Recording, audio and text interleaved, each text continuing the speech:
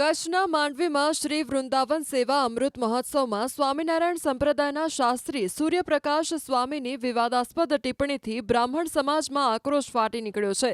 કાર્યક્રમમાં શાસ્ત્રી સૂર્યપ્રકાશ સ્વામીએ કહ્યું કે બ્રહ્મ સમાજ ભીખ માંગતો હોય તો પણ તે બ્રહ્મ સમાજ છે, એમાં એની જરાય નાનપ ન હોય। બસ આ નિવેદનથી વિવાદનો મતપૂડો છંછેડાયો છે। ત્યારબાદ સંબોધન માટે ઊભા થયેલા ભાજપના ધારાસભ્ય અનિરુદ્ધ દવે આ નિવેદન સાથે અસહમતિ દર્શાવતા કહ્યું કે બ્રાહ્મણ ક્યારેય ભીખ નથી માંગતો, તે દાન સ્વીકારે છે। તેમણે કહ્યું કે બ્રાહ્મણને 6 કર્મનો અધિકાર છે, એવો પ્રતિભાવ આપતા સમગ્ર મામલો સોશિયલ મીડિયામાં વાયુ વેગે વાયરલ થઈ રહ્યો છે। ધારાસભ્ય અને સ્વામી વચ્ચે મંચ પર જ થયેલી આ શાબ્દિક ટક્કરનો વિડીયો વાયરલ થતાં જ બ્રહ્મ સમાજમાં રોષ ફાટી નીકળ્યો છે। ભૂદેવોને ભીખ માંગતા હોવાનું કહેતા રાજકોટના બ્રહ્મ સમાજમાં આક્રોશ જોવા મળ્યો। કહ્યું કે દર વખતે માત્ર માફી માંગી લે એટલે મામલો પૂરો થઈ જાય છે। સ્વામીના બફાટ સામે ભારે વિરોધ પ્રદર્શન કરવાની ચીમકી ઉચ્ચારી છે।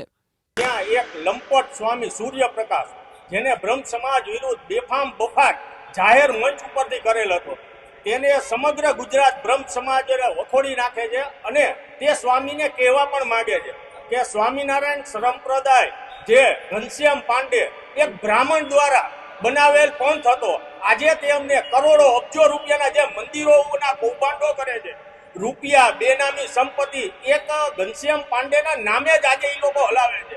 તો વારંવાર સનાતન ધર્મ ઉપર તેઓ પ્રહારો કરતા રહ્યા છે।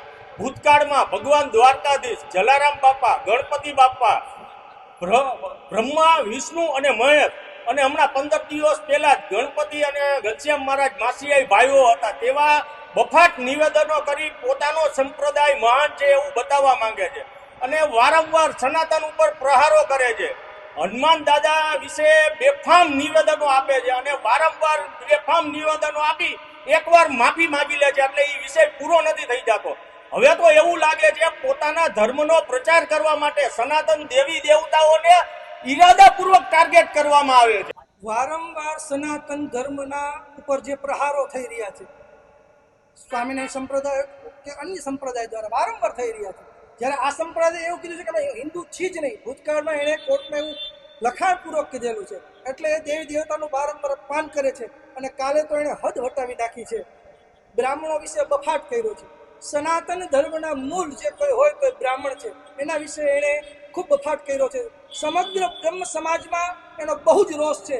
અમે સરકારની પાસે માગણી કરી છે કે આના માટે ત્વરિત પગલાં લ્યો અને કોઈ એવા ઠોસ પગલાં લ્યો જેનો દાખલો બેસાડો કે ફરી પાછું કોઈ સનાતન ધર્મ ઉપર કે કોઈ જ્ઞાતિવાદ ઉપર પણ આંગળી નથી દે, એવો અમારો સરકાર પાસે ખાસ નિવેદન અને વિનંતી છે। હું માનું છું કે સ્વામિનારાયણ સંપ્રદાયમાં આવા સાધુ હોય જ નહીં, આવા ઠગ સાધુ બની બેઠેલા છે। એટલે પહેલાં તો સ્વામિનારાયણ સંપ્રદાયના સમુદાયને પણ હું વિનંતી કરું છું કે આવા લોકોને સંપ્રદાયમાંથી બહાર કાઢવા જોઈએ અને વારંવાર આવા નિવેદનોથી સનાતન ધર્મને હાનિ પહોંચે અને કાલે આનો જડબાતોડ જવાબ ત્યાંને ત્યાં જ આપણે અનિરુદ્ધભાઈ દવે કચ્છમાંથી આપ્યો છે અને સમગ્ર ગુજરાતમાંથી બ્રહ્મ સમાજના વિવિધ આગેવાનોએ પણ આપ્યો છે।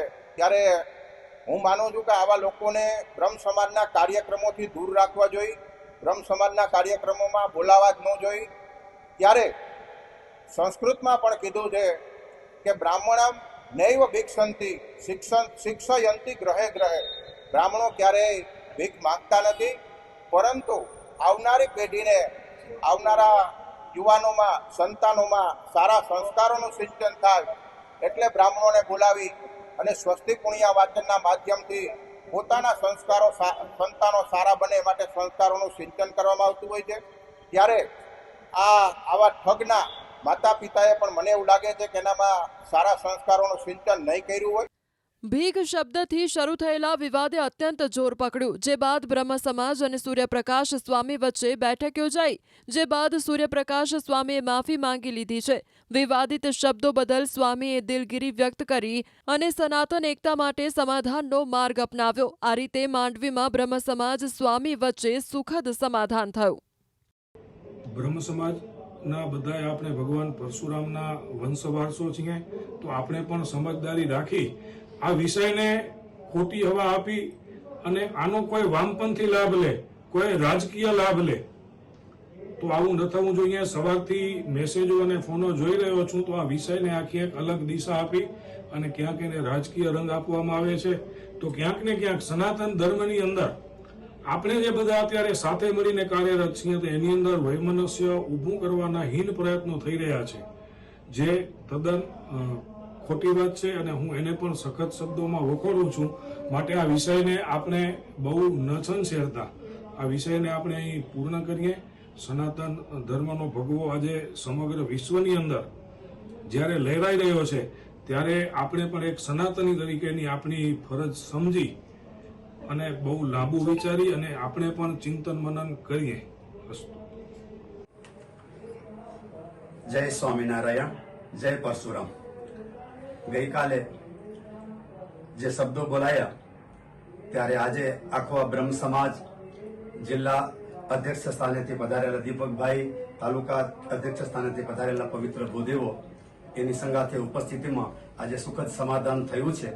એ જોઈ મને અંતરમાં બહુ આનંદ થયો કે તમારી આટલી ઉદારતા એને જોઈને મને ખરેખર બહુ આનંદ થયો છે. અને હું પણ પ્રયત્ન કરીશ કે મને સ્વામિનારાયણ ભગવાન વિશે, પવિત્ર ભૂદેવ વસન વિશે જેવી પહેલા ભક્તિ હતી એના કરતાં સવિશેષ મને ભક્તિ થાય. આટલું કહી અને આપ સૌને હું મારા ભાવથી વંદન કરીશ. જય સ્વામિનારાયણ.